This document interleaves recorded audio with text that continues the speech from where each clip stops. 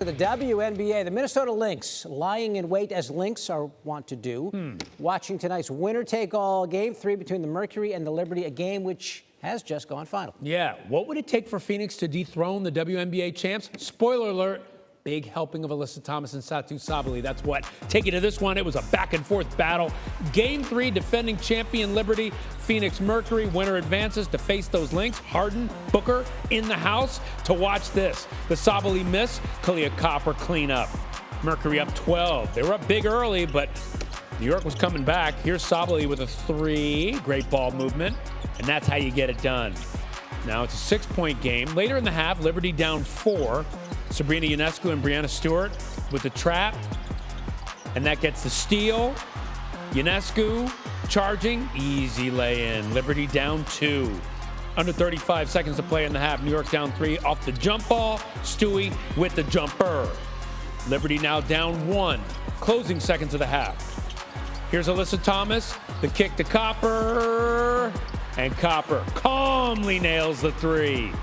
Mercury up 4 going into halftime. First possession in the third. Mercury coach Nate Tibbetts is on the mic. I mean, we've come out and play hard all series. Get out of there. Shot clock! Unbelievable. And Ionescu hits the second chance. Is that a shot clock violation or what? It looked like it could have been. Yeah, you think? Pretty calm about it. Potential miss by the refs. All right, later in the quarter, Alyssa Thomas the handoff to Sammy Whitcomb, who nails a 3 there. Mercury up 1. Fourth quarter, 6 minutes to play. Thomas playing a little bit of bully ball. Gets it to go for 2. Phoenix up 5. And here's Thomas finding Whitcomb for 3. On the night, 20 points, 11 rebounds, 11 assists. Her 10th assist there, becoming the second player in WNBA playoff history with a triple-double. Here's Stewie right here getting hers and getting it done. And now it's a 6-point game. So next up, a couple possessions later, DeWanna Bonner gets the roll to go. 5 points. Phoenix up. Under a minute to go. New York, what can they do? The lob to Stewart. And oh no! Thomas with the block there. Ensuing possession. Here's Kalia Copper getting in there for the bucket. And the Mercury hold on to win this one 79-73. They are moving on. And the Liberty's defending champs, they are out of it. Yes, they are. Let's bring in Rebecca Lobo, fresh off the broadcast. From what little we were able to see of the game out here on the set, Rebecca, it looked back and forth. It looked close, very competitive.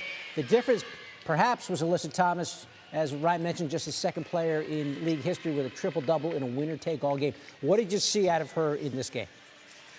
First of all, an incredible game. We had a really good back-and-forth nature to the whole thing, but Alyssa Thomas did what she's been doing all season long, and that's really leading the charge for this Phoenix Mercury team. No surprise that she once again ended up with a triple-double, and it's not just her scoring and her rebounding and her assisting. It's the way she just impacts the game with her physicality. She brings a different defensive energy than most players in this league, and her teammates tend to rise to that. It's why her teams, when she was in Connecticut, were so successful on the defensive end, and she's brought that here to the Phoenix Mercury, and the complement of players around her were terrific tonight. Satu Sabali did what she needed to do, in particular in the first half, hitting multiple threes. We saw Kalia Copper with that huge shot near the end of the game, and then Sammy Whitcomb off the bench. And for the New York Liberty, Brianna Stewart certainly came to play today, and Sabrina Ionescu was tough, but they really struggled to get many more contributions other than from those 2 players. Yeah, Rebecca, I was going to ask you, so these are the defending champs, the Liberty, and now here they got knocked out in the first round. If you had to say what was lacking in this year's squad from last year's, what would it be? Well, I think a big thing for the New York Liberty and throughout the course of their season is one of their big 3 had a chunk of time where she was off the floor because of injury. Brianna Stewart missed considerable amount of time. Jonquil Jones near the end of the season, Sabrina Ionescu as well. And then in the first couple of minutes of this game, Leonie Phoebish, who was expected to have a really big performance defensively, being the main defender on Alyssa Thomas. That was one of the strategy things that Sandy Brondello had changed here for Game 3. She went out for a considerable amount of time with injury. This team, though, this year did not look like they had the same chemistry that we saw from them a year ago on either the offensive or defensive ends of the floor. I certainly believe that injury to players throughout the course of the season played into that. But this New York Liberty team a year ago was a team on a mission and a team on the offensive end who shared the ball beautifully and was able to score at will. And there were just times throughout the course of this season where that wasn't the case. And then we saw it again tonight where really Breanna Stewart and Sabrina Ionescu were the only two who were giving them any consistent offensive firepower. So the champs go home and the Mercury move on to take on Minnesota. What chance do you give them of knocking off a very confident and rested Lynx team, the top seed in the playoffs?